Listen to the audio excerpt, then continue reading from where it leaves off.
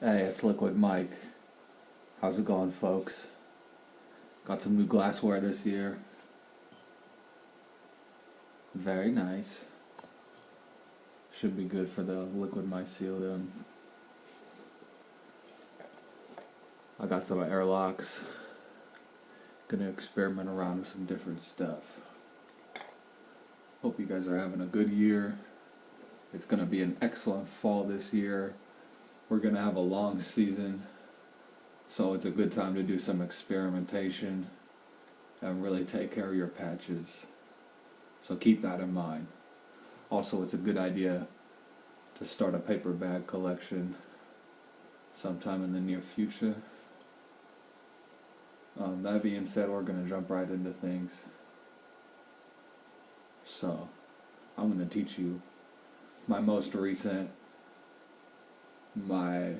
powerful technique for making liquid mycelium. What you're going to want to do is get a couple bell jars. If you don't know what a bell jar is, it just simply means that it's smaller at the top. So you can see this is a good example. It's a half gallon. Usually I do smaller, like this is about half the size. This is a really nice shape too, a nice bell jar. So just go to Valley Village or some thrift store or something, or some place where you can get free recycling from, and just get some jars. Make sure they're all bell jars. And then what you're going to want to do is you're going to want to go to like one of your patches, and you're going to want to take the jar and just like dig a little bit out of the ground and put the jar in like halfway, and then just like cover it up, maybe less than halfway, maybe like a quarter of the way. Make sure it's in a spot that's not visible so nobody will think it's garbage.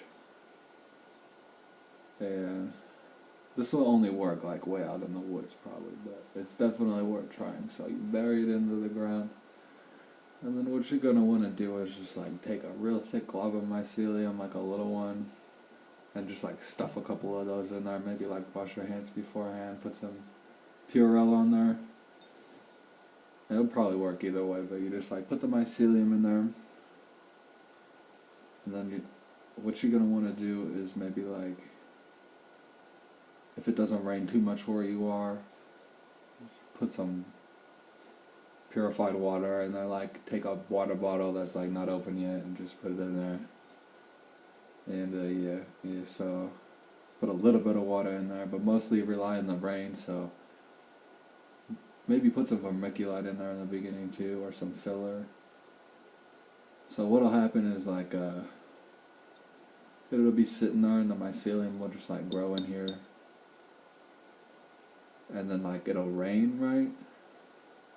You might not even believe this, but you gotta try it for yourself. So it'll start raining, and then eventually, so like it'll fill up a little bit by little bit, and like the liquid mycelium culture will actually like, it'll be good outside. It'll just build up. So it'll build up, and then it'll actually like fill all the way up eventually, depending on where you are, how much rain you get. That'll depend on how much will spill out, but it'll actually like build up liquid mycelium in there, and then by the time it's like pouring out, it'll spread liquid mycelium like onto your patch, and then it'll also like, there will be some in there. So what you do is you have it in there, and then you keep like visiting your spot every once in a while. You put like a couple at different spots, maybe like one for each of your patches. And then what you do is you just come back later when it's like all the way filled out, and it's like, so say you come back one day and it's like filled up almost all the way, right? And then the next day it's like all the way full and it's spilled out. You let it spill out for a little while, maybe like once or twice, and then you like pour it out a little bit. And then once it pours out a little bit, for like maybe say like a week at the most, maybe a little bit longer than that, it really depends. I'm still working it all out. So you put the cork in there, and then you got like the fucking best liquid mycelium you've ever seen in there, dude. It'll just like grow in there, straight up. So you just put it in there and let it grow, and then that's your liquid mycelium, and then sorry about that, so you put your cork on there, and then you got some really high quality mycelium, and it should already be growing in there, so that'll be good to go. You got your jar, and then you like already spread out some liquid mycelium. So I don't know why this method is like so effective. I really don't quite understand it yet, but I think it has something to do with like redistributing the water into the jar, because it's like raining a bunch, and it's like it's not sterile, it's in its natural environment, so the mycelium really wants to grow in there, and then it also has like a fresh water flow and a fresh air flow, so I think that's part of the reason why it works so well.